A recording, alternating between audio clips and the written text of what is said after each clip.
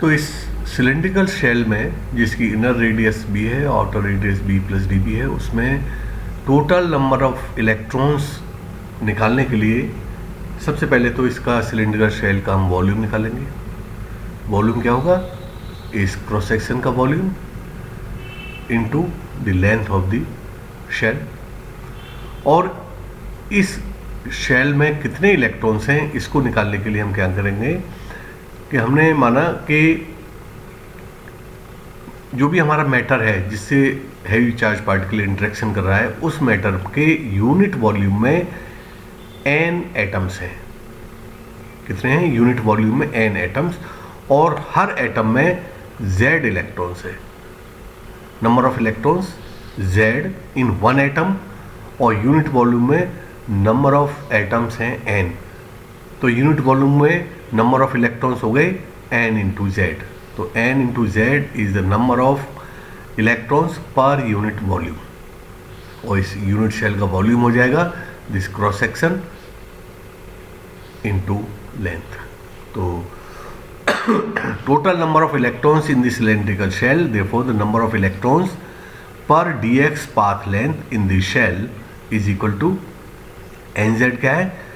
number of electrons in the unit volume multiplied by ये outer circle का area हो जाएगा pi b plus D B square.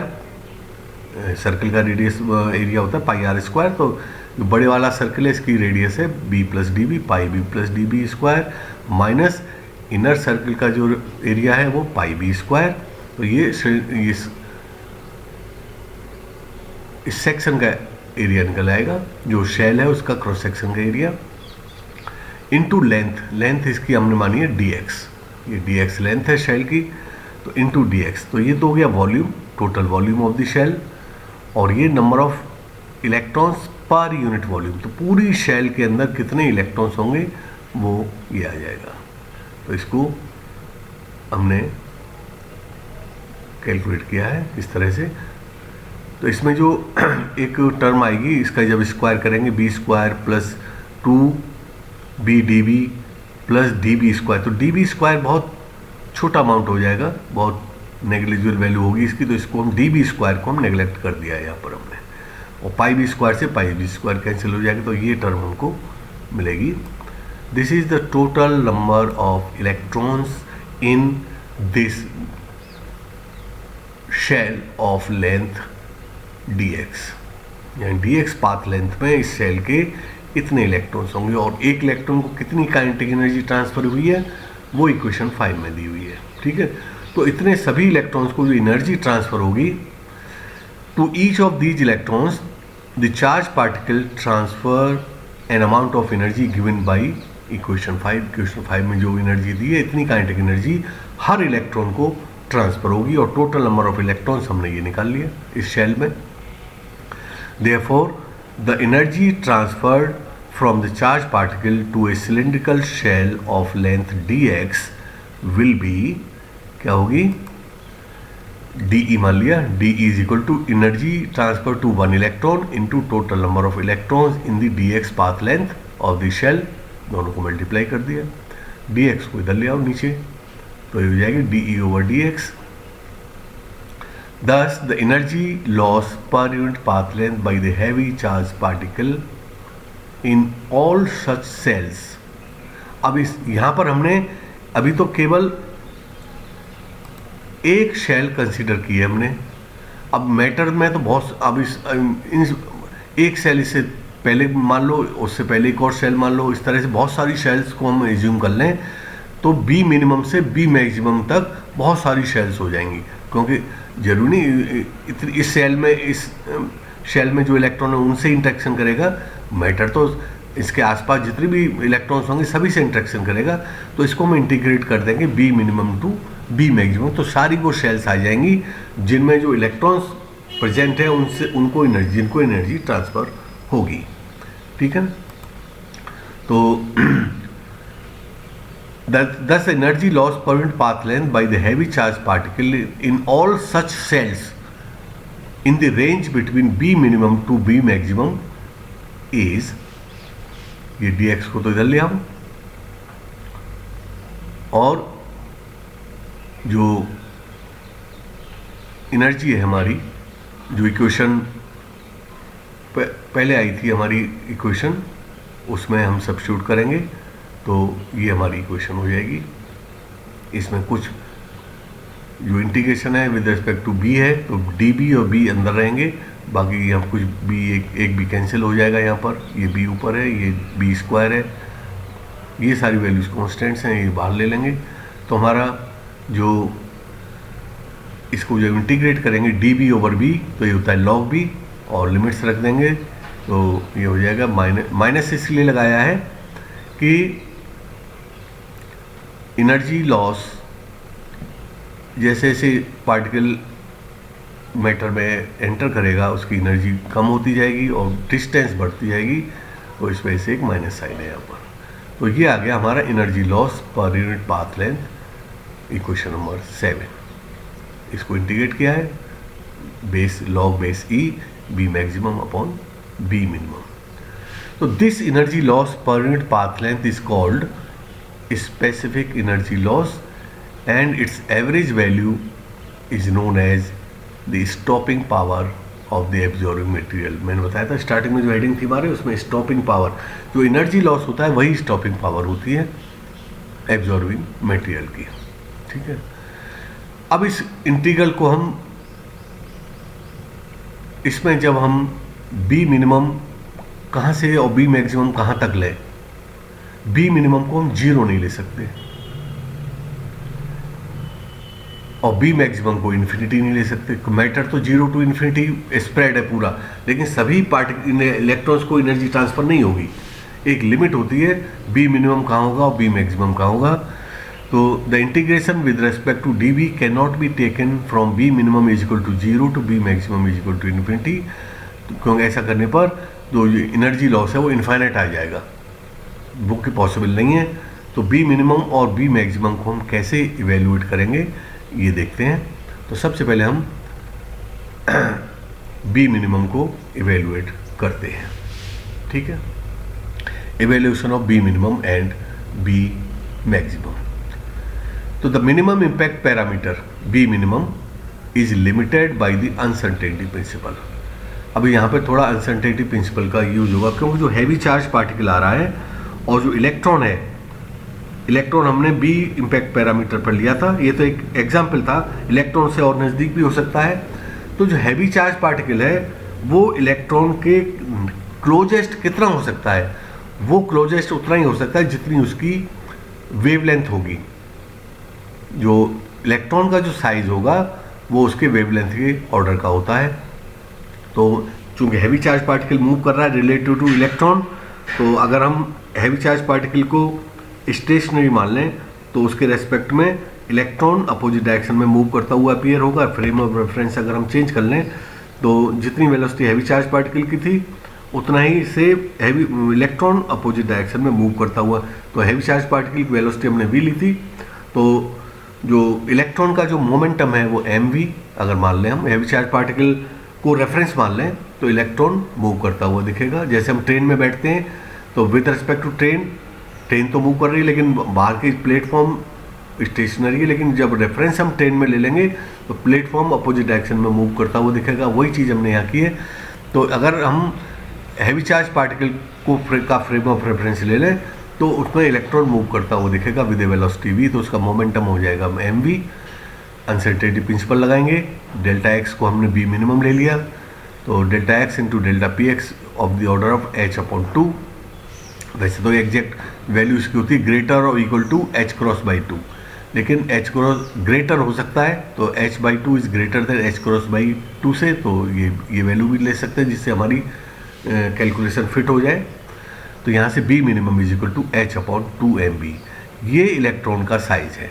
तो अपने साइज से कम डिस्टेंस पर इलेक्ट्रॉन हैवी चार्ज पार्टिकल के क्लोज नहीं आ सकता, तो बी मिनिमम इस तरह से हम डिसाइड कर लेते हैं। तो this is approximately the size of electron as seen by the moving charge particle. Moving charge particle को इलेक्ट्रॉन इतना बड़ा दिखेगा, तो उस साइज से कम डिस्टेंस से पास नहीं हो सकता इलेक्ट्रॉन और हैवी चार्ज पार्टिकल। तो तो कम से कम जो डिस्टेंस इम्पैक्ट पैरामीटर होगा वो h/2mv। अब इसी तरह से हम बी मैक्सिमम इवेल्यूएट करते हैं। तो बी मैक्सिमम निकालने के लिए इम्पैक्ट पैरामीटर हमने लिया था B for a particular position of the electron. The impact parameter of collision is B, velocity of heavy charge particle is v, then the time of impact, मतलब electron के जो heavy charge particle आ रहा है कितनी देर तक उसको coulomb force interact करेगा उससे, वो टाइम ऑफ इम्पैक्ट कहलाता है। तो टाइम ऑफ इम्पैक्ट जो है प्रोपोर्शनल होता है बी के। इम्पैक्ट पैरामीटर हम बढ़ा देंगे तो टाइम ऑफ इम्पैक्ट बढ़ जाएगा, क्योंकि जो इलेक्ट्रॉन है वो ज़्यादा देर तक कूलम फोर्स इंटरेक्शन करेगा। अगर वेलोसिटी हम ज़्यादा कर दें तो जल्दी पास हो जाएगा, तो टाइम ऑफ इम्पैक्ट कम हो जाए। तो time of impact is inversely proportional to the velocity of heavy charge particle and directly proportional to the impact parameter. तो यहाँ से टाइम ऑफ इम्पैक्ट मैक्सिमम तभी होगा जब इम्पैक्ट पैरामीटर, अगर वेलोसिटी हम कांस्टेंट मान लें तो इम्पैक्ट पैरामीटर जब मैक्सिमम होगा। तो डेल्टा टी मैक्सिमम इज रफली equal to B maximum upon V. एक इक्वेशन तो ये आ गई हमारे पास। अब एक कंडीशन होती है कि हैवी चार्ज पार्टिकल किसी भी इलेक्ट्रॉन को तभी एनर्जी ट्रांसफर कर सकता है जबकि वो इलेक्ट्रॉन एटम में क्या है, अपने ऑर्बिट्स में घूम रहे हैं। तो एक इलेक्ट्रॉन ऑर्बिट में एक चक्कर पूरा नहीं करे, मतलब एक चक्कर में जितना उसको टाइम लगता है, इम्पैक्ट पैरामीटर अगर उससे कम है, impact time of impact time period से कम है या उसके बराबर है, तभी उसको एनर्जी ट्रांसफ़र होगी। अगर इलेक्ट्रॉन चक्कर पूरा लगा गया, दूसरे राउंड में चला गया, तो एनर्जी ट्रांसफ़र नहीं कर पाएगी इतने टाइम में। अगर वो 2 चक्कर लगा जाता है तो एनर्जी ट्रांसफ़र नहीं होगी।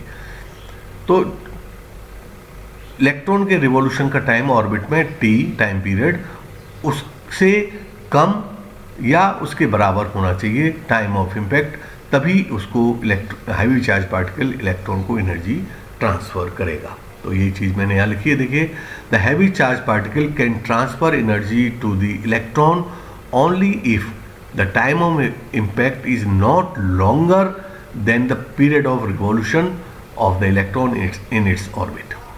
तो ऑर्बिट में जैसे ये मान लीजिए न्यूक्लियस है, ये इलेक्ट्रॉन रोटेट कर रहा है, मेरा जो कर्सर है, तो मान लीजिए यहाँ से स्टार्ट हुआ, तो जब तक यहाँ तक रहेगा तब इतने टाइम में अगर डेल्टा टी का टाइम इसके बराबर है तभी ट्रांसफ़र होगा। अगर इलेक्ट्रॉन दूसरे राउंड में चला जाएगा और टाइम ऑफ इम्पैक्ट कम रह गया तो फिर ज़्यादा हो गया तो एनर्जी ट्रांसफ़र नहीं होगी। तो डेल्टा टी इज़ लेस और equal to T time period, तभी एनर्जी ट्रांसफ़र होगी। टी फ्रीक्वेंसी के इन्वर्स होता है 1/न्यू। न्यू है फ्रीक्वेंसी और revolution of the electron in the orbit. तो डेल्टा टी इज लेस और इक्वल टू 1/न्यू। अब यहाँ से देखिए डेल्टा टी की मैक्सिमम वैल्यू क्या हो सकती है। डेल्टा टी इज लेस और इक्वल टू, इससे कम हो सकता है या इसके बराबर हो सकता है, इससे ज़्यादा नहीं हो सकता। तो डेल्टा टी की मैक्सिमम वैल्यू हो गई 1/न्यू।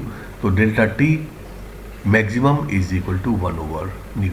ये वैल्यू हम यहाँ रख देंगे, डेल्टा टी मैक्सिमम की 1/न्यू। तो यहाँ रखने पर v maximum upon v is equal to 1/न्यू। तो यहाँ से b को इधर ले आएंगे v को, तो b maximum is equal to v/न्यू। तो अब v मिनिमम भी कैलकुलेट कर लिया, v मैक्सिमम भी कैलकुलेट कर लिया। तो जो हमारी इक्वेशन थी इसमें हम इक्वेशन 7 में b मैक्सिमम और b मिनिमम की वैल्यू सब्स्टिट्यूट करेंगे। तो सब्स्टिट्यूट करने पर using the above limits in equation 7 we get, यहाँ वैल्यू सब्स्टिट्यूट कर दी हमने।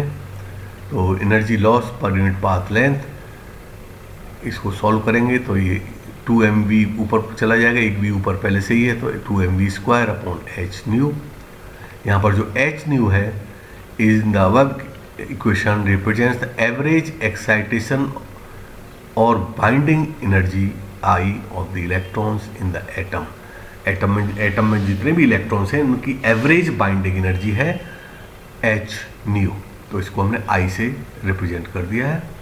तो हमारी ये इक्वेशन आ जाती है, equation 8, energy loss per unit path length या stopping power of the absorbing material is equal to Z square E to the power 4 pi epsilon square M V square N Z log E into 2mv square upon I.